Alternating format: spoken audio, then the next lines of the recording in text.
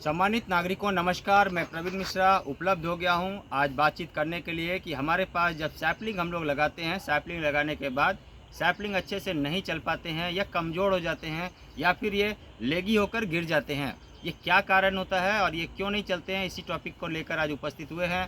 खास करके urban kitchen gardening में ये बात होती है कि अपने घर में ऑन ग्राउंड अपने द्वारा उगाए गए यदि आप सब्जियों को या उसके सैपलिंग्स को तैयार करते हैं तो उसका सेंटीमेंट भी आपके साथ जुड़ा होता है और पौधे अच्छे चलते हैं।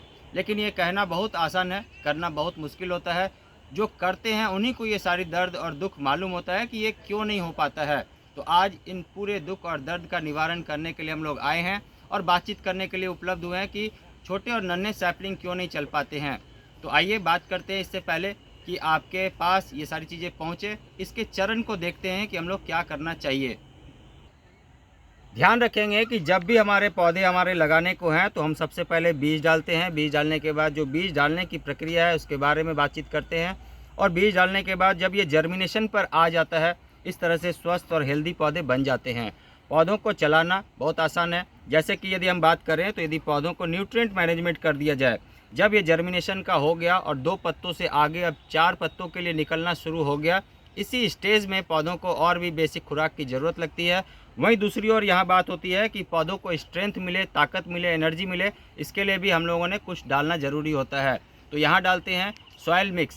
सॉइल मिक्स इस तरह का, जिस तरह का हम लोग पौधों को चलाने के लिए शुरुआती दौर में हम लोग तैयार करते हैं। और ये सॉइल मिक्स डालने से क्या है कि एक तो सपोर्ट मिल जाता है, न्यूट्रिएंट मैनेजमेंट हो जाता है, जो कुछ भी नई ज़रूरत होती है पौधों को पोषक तत्वों की, वो सारी चीज़ें मिल जाती है और पौधे अब ताकतवर बनकर अब अगले चरण में 4 और 6 पत्तों के लिए चल निकलते हैं। इसके साथ ही एक और बात करना ज़रूरी है कि ज़्यादातर ये देखा जाता है कि पौधे लेगी होकर गिर रहे हैं।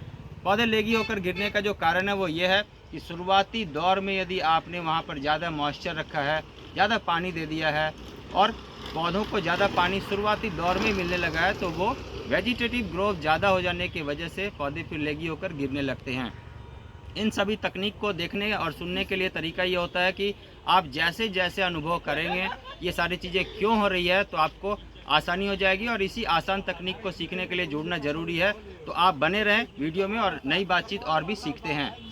अर्बन किचन गार्डनिंग की आज बात चल रही है, जहाँ पर बात ये भी चल रही है कि हमारे पास पौधे नन्हे छोटे और उगते तो हैं लेकिन पौधे गिर जाते हैं।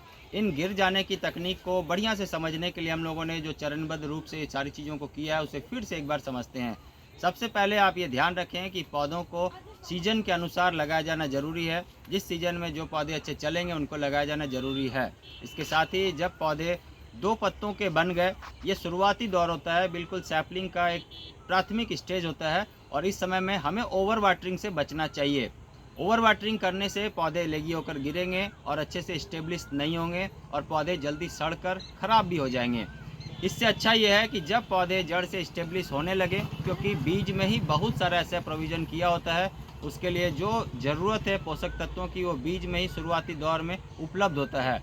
इसके अलावा जब पौधे 2 पत्तों से आगे निकलकर 4 पत्तों में कन्वर्ट होने की दिशा में बढ़ रहे हैं तो यहाँ पर ज़रूरत होती है न्यूट्रिएंट का। और हम लोग यहाँ पर न्यूट्रिएंट मैनेजमेंट के लिए सॉइल मिक्स बनाते हैं और ये सॉइल मिक्स बनाकर डालते हैं, न कि सिर्फ खाद। ये ध्यान रखेंगे कि सिर्फ खाद डालने से पौधों की कुछ एक ज़रूरत की चीज़ें पूर्ति हो जाएगी, लेकिन यदि हम लोग सॉइल मिक्स पूरा डालेंगे तो पौधों के लिए एक पूरी बेसिक खुराक मिल जाएगी, जिससे पौधे अच्छे चलने लगेंगे। और न्यूट्रिएंट मैनेजमेंट का कंटेनर गार्डनिंग में बहुत ही अहम योगदान है, इसी वजह से आज हम लोग बातचीत कर रहे हैं।